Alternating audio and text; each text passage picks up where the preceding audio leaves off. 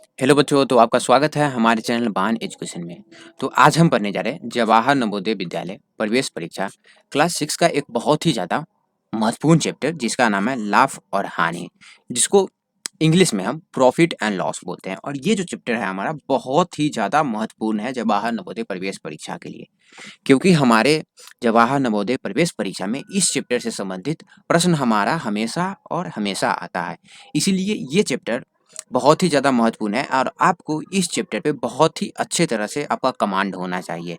यानी कि इस चैप्टर का क्वेश्चन को आप बहुत ही आसान तरीक़ा से आपको बनाने आना चाहिए। अगर नहीं आता है तो मैं आपको पूरे अच्छी तरह से समझाने वाला हूँ। और बच्चों, मैं आपको बता दूँ कि जो भी मैं अभी आपको पढ़ाऊँगा, उससे संबंधित जो भी हमारा प्रश्न जवाहर नवोदय प्रवेश परीक्षा में पिछले कुछ वर्ष में पूछा गया, वो सब प्रश्न मैं आपको करवाने वाला हूँ। यहाँ पे आप देख सकते हैं कि मैं जवाहर नवोदय प्रवेश परीक्षा का क्वेश्चन पत्र भी रखे हुए हूँ। जो भी हमारा महत्वपूर्ण क्वेश्चन होगा, जैसे मैं देख सकते हैं यहाँ पे ये है और ये सब प्रश्न मैं आपको करवाने वाला हूँ। सबसे पहले हम पढ़ लेते हैं कि क्रय मूल्य, जिसको इंग्लिश में हम कॉस्ट प्राइस बोलते हैं, ये क्रय मूल्य क्या होता है? तो क्रय मूल्य यानी कि कॉस्ट प्राइस, जिस मूल्य पर कोई वस्तु खरीदी जाती है उसे उस वस्तु का क्रय मूल्य बोलते हैं। मतलब कि अगर हम कोई वस्तु जिस मूल्य पर खरीद रहे हैं उसको हम क्या बोलते हैं? हम उस वस्तु का क्रय मूल्य बोलते हैं। और मैं आपको बता दूं कि हम इसको लागत मूल्य भी बोलते हैं, इसको हम लागत मूल्य भी बोलते हैं और साथ ही साथ हम इसको सीपी भी बोलते हैं। और ये सीपी हम इसको शॉर्ट फॉर्म में बोलते हैं। और ये सीपी हम क्यों बोलते हैं? क्योंकि इसको हम इंग्लिश में क्या बोलते हैं? Cost price.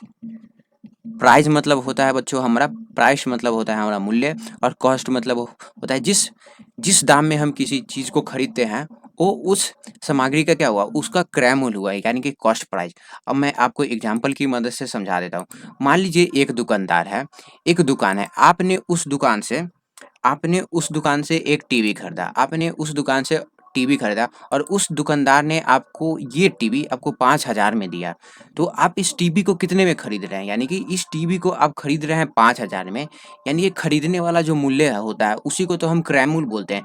तो यहाँ पे हम हमारा खरीदने वाला मूल्य कितना हुआ? खरीदने वाला जो हमारा मूल्य हो गया वो हमारा 5,000 हो गया। यानी कि 5,000 हम हमारा खरीदने वाला मूल्य हो गया, मीन्स ये जो है हमारा वो क्रय मूल्य हो गया, यानी कि सीपी यानी कि कॉस्ट प्राइस ये हमारा हो गया। कॉस्ट प्राइस हमारा कितना हुआ? कॉस्ट प्राइस है वो हमारा 5,000 हो गया। तो इसी को हम क्या बोलते हैं? इसी को बच्चों हम क्रय मूल्य बोलते हैं। मीन्स जिस दाम में हम कोई सामग्री खरीद रहे हैं, चाहे वो हमारा टीवी हो जाए, फ्रिज हो जाए या कोई भी चीज़, जिस दाम में हम खरीद रहे हैं उसको हम क्या बोलते हैं? हम उसको क्रय मूल्य बोलते हैं। अब हम देख लेते हैं कि अब हम विक्रय मूल्य क्या होता है। पढ़ लेते हैं कि विक्रय मूल्य, जिसको हम सेलिंग प्राइस बोलते हैं, वो क्या होता है। तो यहाँ पे देखिए, विक्रय मूल्य यानी कि सेलिंग प्राइस, जिस मूल्य पर कोई वस्तु बेची जाती है उसे उस वस्तु का विक्रय मूल्य बोलते हैं। यानी कि अगर हमारे पास कोई वस्तु है, उसको हम जिस मूल्य पे बेच रहे हैं, जिस दाम पे हम बेच रहे हैं, जिस प्राइस पे हम उसको बेच रहे हैं, हम उसको क्या बोलते हैं? हम उसको विक्रय मूल्य यानी कि सेलिंग प्राइस बोलते हैं। सेलिंग मतलब क्या हुआ? सेलिंग मतलब होता है बेचना, और विक्रय मतलब भी होता है बेचना। यानी कि बेचने वाले दाम को हम क्या बोलते हैं? हम उसको विक्रय मूल्य बोलते हैं। अब हम इसको क्या बोलते हैं? हम इसको सीपी भी बोलते हैं। सीपी क्यों बोलते हैं? तो मैंने ऊपर आपको बताया कि सीपी मतलब होता है सेलिंग प्राइस, और इसको हम शॉर्ट फॉर्म में बोलते हैं क्या? हम इसको सीपी भी बोलते हैं। अब मैं आपको एग्जांपल की मदद से बता देता हूँ कि ये क्या होता है। अगर मान लीजिए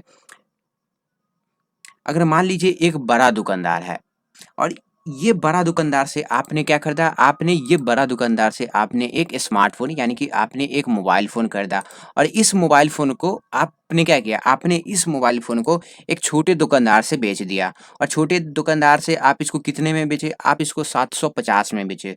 तो यहाँ पे आप जो हैं बच्चों, ये मोबाइल आप खरीद कितने में रहे? आप ये मोबाइल आपको मान लीजिए ये जो मोबाइल है, ये मोबाइल आपको दिया, ये 600 में दिया। तो ये क्या हुआ? ये 600 हमारा क्या हुआ? ये हमारा खरीदने वाला कॉस्ट यानी कि क्रय मूल्य हो गया। और आप ये छोटे दुकानदार से बेच कितने में रहे? आप इसको बेच रहे हैं 750 में। यानी कि बेचने वाला हमारा मूल्य क्या होता है? बेचने वाला जो हमारा मूल्य होता है, वो हमारा क्या होता है? वो हमारा विक्रय मूल्य होता है। यानी कि जिस दाम पे अगर हम कोई सामग्री बेच रहे हैं, हम उसको क्या बोलते हैं? हम उसको सेलिंग प्राइस बोलते हैं। आप इसको सीपी भी बोल सकते हैं शॉर्ट फॉर्म में। तो यहाँ पे देखिए, ये एक छोटे दुकानदार, एक बड़ा दुकानदार से आपने एक मोबाइल फ़ोन खरीदा। कितने में? आपने ये मोबाइल फ़ोन 600 में खरीदा। आपने इस मोबाइल को 600 में खरीदा और फिर आपने छोटे दुकानदार से इसको कितने में बेच दिया? आपने इसको 750 में बेच दिया। तो यहाँ पे आप बेच कितने में रहे? आप इसको बेच रहे हैं कितने में? 750 में। तो ये 750 हमारा क्या हो जाएगा? 750 जो है हमारा वो विक्रय मूल्य हो गया, यानी कि बेचने वाला मूल्य है। और यहाँ पे क्रय मूल्य हमारा क्या हो जाएगा? क्रय मूल्य हमारा 600 हो जाएगा। क्यों? क्योंकि आपने खरीदा कितने में? आपने खरीदा 600 में और बेचा 750 में। तो खरीदने वाला कॉस्ट हमारा कितना हुआ? 600 हो गया और बेचने वाला कॉस्ट हमारा 750 हो गया। तो ये हमारा विक्रय मूल्य हो गया। अब हम लाभ पढ़ लेते हैं। आपने अपने द आपने अपने दैनिक जीवन में ये लाभ शब्द यानी कि प्रॉफ़िट शब्द आपने हमेशा सुना होगा। आप अगर न्यूज़ देखते होंगे, तो आप न्यूज़ में देखते होंगे कि किसी कंपनी को इतना प्रतिशत लाभ हुआ इस वर्ष और किसी कंपनी को इतना प्रतिशत हानि हुआ इस वर्ष। तो अब हम लाभ देख लेते हैं कि ये लाभ क्या होता है। तो देखिए, लाभ हमारा जिसको हम इंग्लिश में क्या बोलते हैं? हम इसको प्रॉफ़िट बोलते हैं। यदि किसी वस्तु का क्रय मूल्य उसके विक्रय मूल्य से कम हो या विक्रय मूल्य उसके क्रय मूल्य से अधिक हो, तो उस स्थिति में लाभ होता है। अब मैं आपको आसान शब्द में बता देता हूँ कि ये लाभ क्या होता है। अगर मान लीजिए आपने कोई सामग्री खरीदा, मान लीजिए आपने कोई भी सामग्री हो गया, चाहे वो हमारा टीवी हो जाए, फ्रिज हो जाए, कॉपी हो जाए या संतरा हो जाए। आपने उस संतरे को कम दाम में खरीदा और आपने उसको अधिक दाम में बेच दिया। यानी कि आपने खरीदा कम दाम में और अधिक दाम में बेच दिया। इसका मतलब क्या हुआ?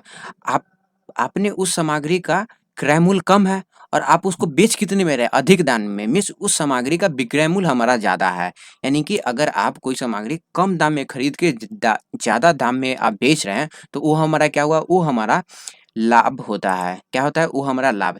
मीन्स यहाँ पे देखिए, ये लाभ हम कैसे निकालते हैं? तो लाभ निकालने के लिए हम विक्रय मूल्य में से क्रय मूल्य माइनस करते हैं। क्या करते हैं? हम विक्रय मूल्य में से क्रय मूल्य माइनस करते हैं। तो यहाँ पे आपको एक चीज़ समझना है कि यहाँ पे देखिए, विक्रय मूल्य से हम क्रय मूल्य क्यों माइनस करते हैं? क्योंकि आपने क्या किया, लाभ हमारा तभी होता है जब हम कोई सामग्री कम दाम में खरीदते हैं और अधिक दाम में बेचते हैं। तो यहाँ पे विक्रय मूल्य हमारा अधिक हो गया और क्रय मूल्य यानी कि खरीदने वाला दाम कम है और विक्रय मूल्य यानी कि बेचने वाला दाम क्या है? वो हमारा ज़्यादा है। तो कभी भी कोई भी हमारा सामग्री ज़्यादा में से कम घटता है। तो यहाँ पे देखिए, विक्रय मूल्य में से हम क्रय मूल्य माइनस कर देते हैं, तो ये हमारा क्या निकलता है? ये हमारा लाभ निकलता है।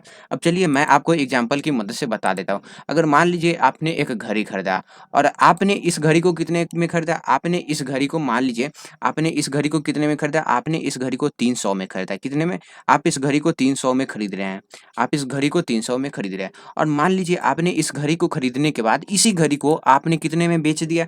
आपने इस घड़ी को 500 में बेच दिया। तो यहाँ पे देखिए, क्रय मूल्य हमारा क्या है? क्रय मूल्य हमारा कम है ना, ये हमारा कम है और विक्रय मूल्य हमारा ज़्यादा है। ये हमारा क्या है? ये हमारा ज़्यादा हो गया विक्रय मूल्य। तो यहाँ पे हमें क्या मिल रहा है? हम खरीद कम में रहे और बेच ज़्यादा में रहे। यानी कि हम खरीद 300 में रहे और इस घड़ी को हम बेच कितने में रहे? हम इसको 500 में बेच रहे हैं। तो यहाँ पे देखिए, हमें क्या हो रहा है? हमें लाभ हो रहा है। तो हम क्या करेंगे? लाभ करने के लिए हम विक्रय मूल्य में से क्रय मूल्य माइनस कर देंगे। तो यहाँ पे देखिए, ये हमारा क्या था? 500 हमारा विक्रय मूल्य था। क्यों? क्योंकि ये हमारा अधिक है और क्रय मूल्य हमारा कम था। तो हम क्या किए? विक्रय मूल्य में से हम क्रय मूल्य को माइनस कर दिए। तो हमें कितना आया? हमें अगर हम माइनस किए तो हमको 200 मिला। तो ये 200 क्या हुआ? ये जो 200 देख रहे हैं, ये हमारा क्या हुआ? ये हमारा लाभ हुआ। यानी कि हमें ₹200 का लाभ हुआ। यानी कि देखिए, 300 में खरीदे, हमने उसको 500 में बेच दिया। तो ₹200 हमें प्रॉफ़िट मिला, यानी कि लाभ मिला। अब हम देख लेते हैं कि हानि कैसे होता है, यानी कि लॉस हमें कोई भी सामग्री बेचने पे हमें लॉस कैसे होता है। पढ़ लेते हैं कि हानि क्या होता है। हानि को इंग्लिश में हम लॉस बोलते हैं। अब देखिए, हानि यानी कि लॉस, अधिक किसी वस्तु को हम ज़्यादा दाम में खरीदते हैं, यानी कि अगर कोई हमारे पास वस्तु है उसको हम ज़्यादा दाम में खरीदते हैं और कम दाम में हम उसको बेच देते हैं, तो हमें क्या होता है? हमें हानि होता है। यानी कि हम ज़्यादा दाम में खरीदते हैं और उसको कम दाम में क्या कर रहे हैं? हम बेच रहे हैं। यानी कि हमारा जो क्रय मूल्य है, यानी कि खरीदने वाला मूल्य को हम क्या बोलते हैं? हम क्रय मूल्य बोलते हैं, क्रय मूल्य। तो क्रय मूल्य हमारा कितना होगा? वो हमारा ज़्यादा हो जाएगा। क्या हो जाएगा? वो हमारा ज़्यादा हो जाएगा और विक्रय मूल्य हमारा क्या हो जाएगा? वो हमारा कम हो जाएगा। विक्रय मूल्य हमारा कम हो जाता है। ठीक, क्या हो जाता है? वो हमारा कम हो जाता है। कम, मैं लिख देता हूँ यहाँ पे कम। तो अब हम इसको कैसे निकालेंगे? तो हमारे पास एक फ़ॉर्मूला है, देखिए, हम हमारा फ़ॉर्मूला है कि हानि निकालने के लिए हम क्या करते हैं? हानि निकालने के लिए यहाँ पे देख सकते हैं कि आप, हानि निकालने के लिए हम क्रय मूल्य में से विक्रय मूल्य माइनस करते हैं। यानी कि ये जो हमारा हानि है वो क्या है? ये हमारा लाभ का जस्ट विपरीत है। क्या है? ये हमारा लाभ का विपरीत है। लाभ में हम क्या करते थे? हम लाभ में विक्रय मूल्य में से क्रय मूल्य माइनस करते थे, क्योंकि वहाँ पे हम कोई भी सामग्री को कम दाम में खरीद के उसको हम ज़्यादा दाम में बेचते थे। यहाँ पे क्या क्या हो रहा है? यहाँ पे हम खरीद तो रहे हैं ज़्यादा दाम में, लेकिन हम बेच रहे हैं कम दाम में। तो यहाँ पे हमारा क्रय मूल्य क्या है? ये हमारा ज़्यादा होता है, ये हमारा ज़्यादा होता है, और ये जो हमारा विक्रय मूल्य है ये हमारा कम होता है। इसलिए हम क्या करते हैं? हम ज़्यादा में से कम घटाते हैं। अब देखिए, मैं आपको एग्ज़ाम्पल की मदद से, उदाहरण की मदद से समझा देता हूँ, जिससे आपको बहुत ही आसानी से समझ में आ जाएगा। अब मान लीजिए आपने एक स्मार्टफ़ोन खरीदा, और आपने इस स्मार्टफ़ोन को कितने में खरीदा? आपने इस स्मार्टफ़ोन को 2000 में खरीदा। तो आपने इस स्मार्टफ़ोन को 2000 में खरीदा, और आपने इस स्मार्टफ़ोन फ़ोन को क्या किया? आपने किसी और से बेच दिया। कितने में बेच दिया? आपने इसको 1200 में बेच दिया। तो यहाँ पे क्या हो रहा है? आप इसको कितने में खरीद रहे हैं? आप इसको ज़्यादा दाम में खरीद रहे हैं, और बेच इसको कम दाम में रहे हैं। तो हम क्या करते हैं? कभी भी ज़्यादा में से हम कम घटाते हैं। आपको मालूम है कि हम कभी भी 5 में से 4 घटा सकते हैं, लेकिन 4 में से हम 5 नहीं घटा सकते हैं। तो यहाँ पे क्या हुआ? हमारा जो क्रय मूल्य है वो अधिक है, और विक्रय मूल्य हमारा कम है। मीन्स खरीद हम ज़्यादा में रहे हैं और बेच कम में रहे हैं। मीन्स हमें क्या हो रहा है? हमें मुनाफ़ा नहीं हो रहा है, हमें हानि ही हो रहा है। तो यहाँ पे हम क्या करते हैं? हमारा फ़ॉर्मूला था, क्या था? हम क्रय मूल्य से में से हम विक्रय मूल्य माइनस कर देते हैं। तो हमारा क्रय मूल्य कितना था? 2000 हमारा क्रय मूल्य था, और हम विक्रय मूल्य कितना था? हमारा 1200 था। मीन्स हम 2000 में खरीद रहे हैं और उसको 1200 में बेच रहे हैं। तो हमें हानि कितना का हुआ? हमें हानि हुआ 800 का। 800 रुपए का हमें हानि हुआ। तो ये हमारा क्या हो गया? तो ये हमारा लॉस हुआ। तो मैंने आपको क्या बताया? मैंने आपको बताया था कि हानि हमारा तभी होता है जब हमारा क्रय मूल्य अधिक होता है और विक्रय मूल्य कम होता है। अब हम कुछ फ़ॉर्मूला देख लेते हैं, जिससे रिलेटेड हम कुछ देर में क्वेश्चन भी करने वाले हैं, और ये फ़ॉर्मूला बहुत ही ज़्यादा आसान है, और आपको बहुत ही ज़्यादा आसानी से समझ में भी आ जाएगा। यहाँ पे हमारा पहला फ़ॉर्मूला है कि लाभ निकालने का हमारा पहला फ़ॉर्मूला है। तो लाभ हम कैसे निकालते हैं? लाभ हमारा तभी होता है जब हमारा विक्रय मूल्य अधिक होता है और क्रय मूल्य हमारा कम होता है। यानी कि लाभ हमें तभी मिलता है जब हम कोई सामग्री क्या करते हैं? हम कम दाम में उसको हम ज़्यादा दाम में बेच देते हैं। तो हम लाभ कैसे निकालते हैं? विक्रय मूल्य माइनस क्रय मूल्य। वहीं पे हानि हमारा कब होता है? हानि तब होता है जब हम कोई सामग्री को ज़्यादा दाम में खरीदते हैं और कम दाम में बेचते हैं। यानी कि क्रय मूल्य हमारा अधिक होता है और विक्रय मूल्य हमारा कम होता है। तो हम क्या करते हैं? हानि निकालने के लिए हम क्रय मूल्य में से हम क्या करते हैं? हम विक्रय मूल्य माइनस कर देते हैं। अब हम देख लेते हैं कि क्रय मूल्य कैसे निकाला जाता है। तो देखिए, क्रय मूल्य निकालने के लिए हम क्या करते हैं? हम विक्रय मूल्य में से लाभ माइनस कर देते हैं, तो ये हमारा क्रय मूल्य निकल जाएगा। इ यहाँ पे देखिए, ये हम हमारा क्या हुआ? ये हमारा लाभ के केस वाला है, ये हमारा लाभ में, और ये फ़ॉर्मूला तभी यूज़ होगा जब हमें हानि होगा। क्या होगा? ये हमारा फ़ॉर्मूला तभी होगा जब हमें हानि होगा।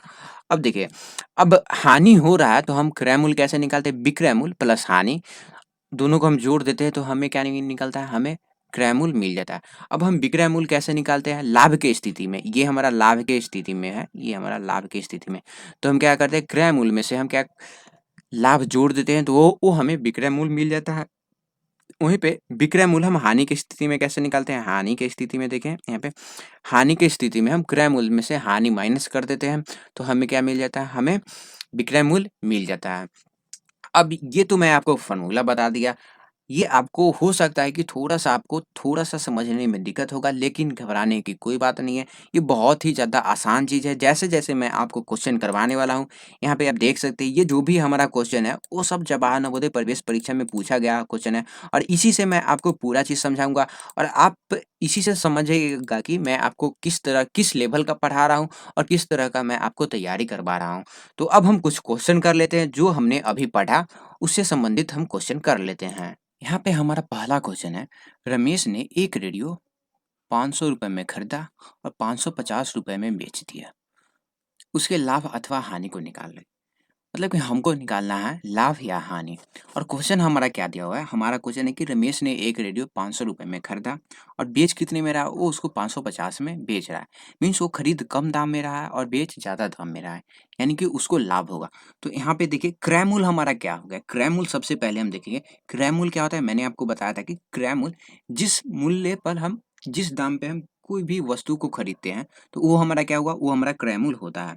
तो यहाँ पे देखिए, मैं लिख देता हूँ क्रय मूल्य। अब यहाँ पे ये खरीद कितने में रहा है? खरीद रहा है 500 में।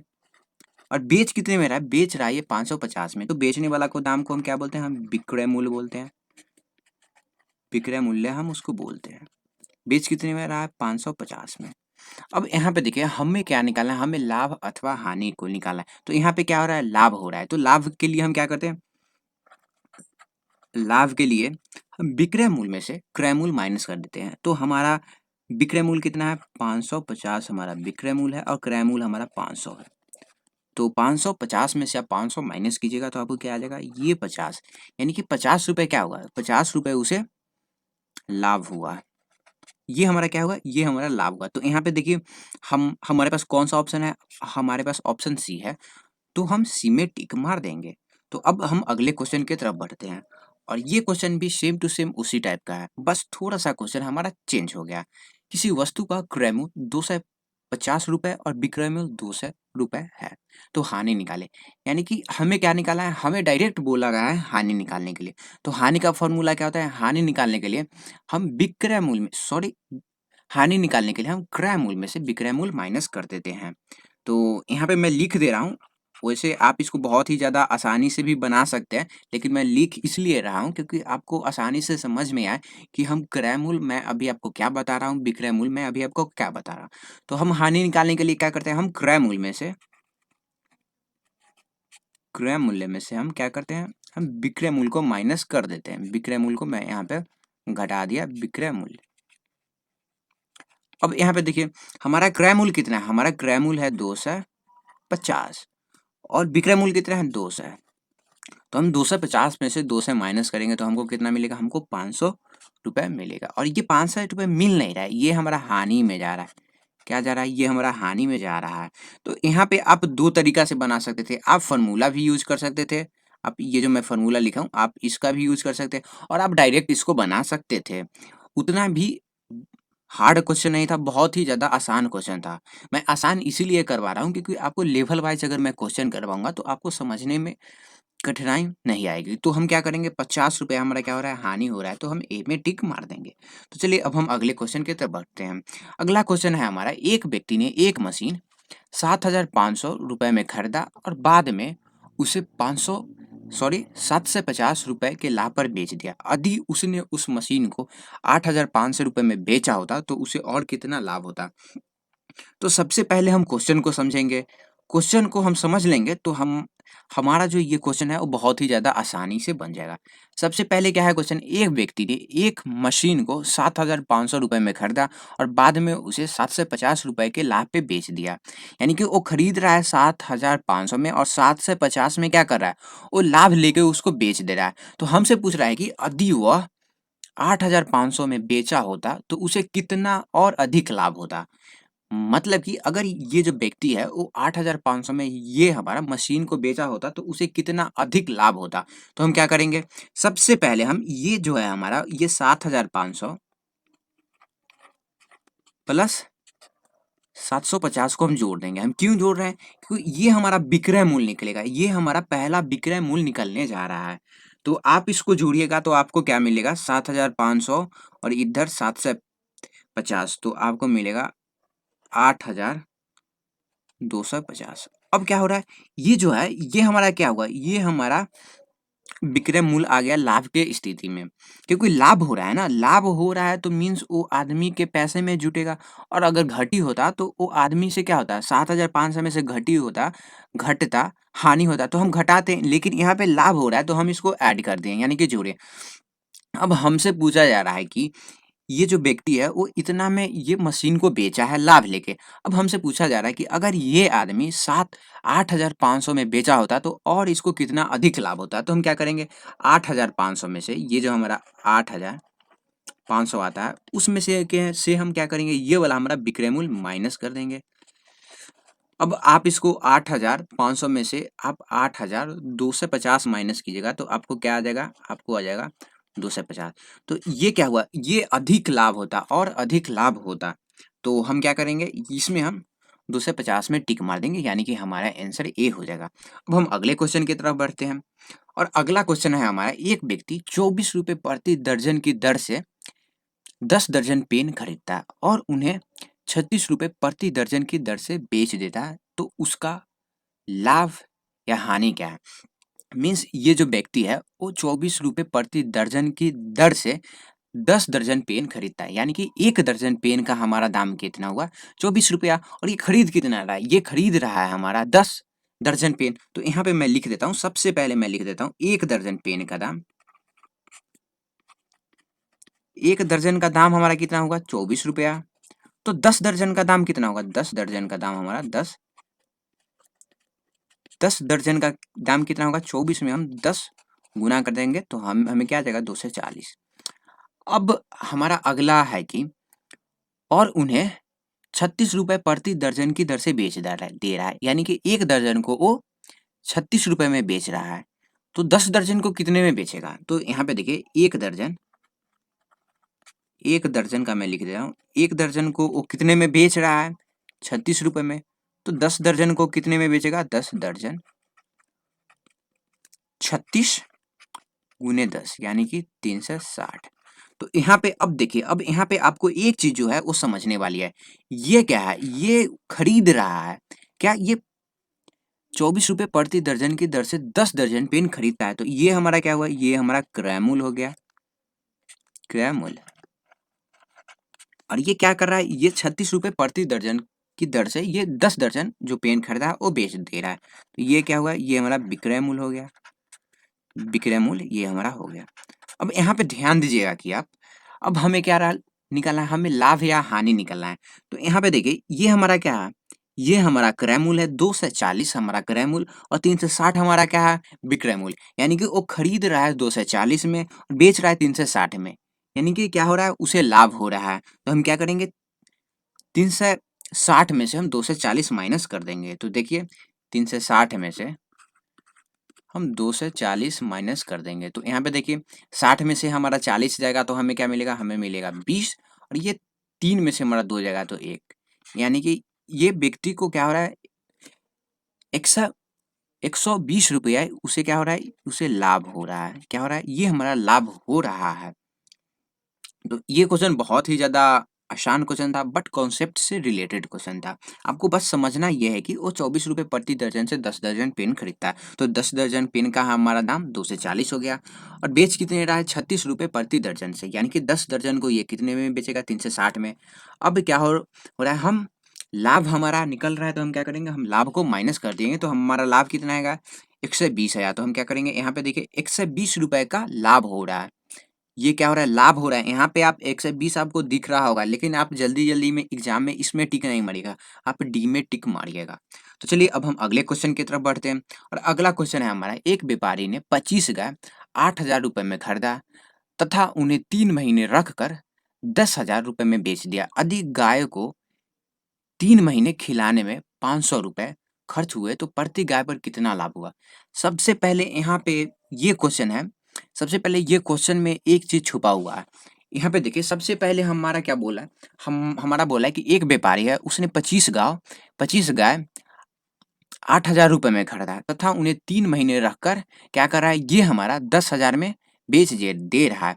अधिक गाय को 3 महीने खिलाने में 500 रुपए खर्च हुए, तो प्रति गाय का लाभ निकालना है। हमको क्या करना है, यहाँ पे प्रति गाय का लाभ निकालना है। बहुत सारे बच्चे हैं जो ये प्रति गाय का लाभ नहीं निकाल पाएँगे। कैसे? क्योंकि आप जो है डायरेक्ट क्या कीजिएगा, आप माइनस कर दीजिएगा। लेकिन हमको क्या करना है, हमको लाभ लाभ तो निकालना है, लेकिन प्रति गाय का लाभ निकालना है। तो हम क्या करेंगे, यहाँ पे देखिए 25 गाय कितने में खरीद रहा है? ये जो व्यक्ति है वो 25 गाय 8,000 में खरीद रहा है। तो मैं लिख रहा हूँ 8,000 प्लस 500 रुपए क्या कर रहा है, ये 3 महीना उस पे खर्च किया, तो 500 रुपए ये अपने पॉकेट से देगा ना। तो ये क्या हो गया, ये हमारा आ गया 8,500।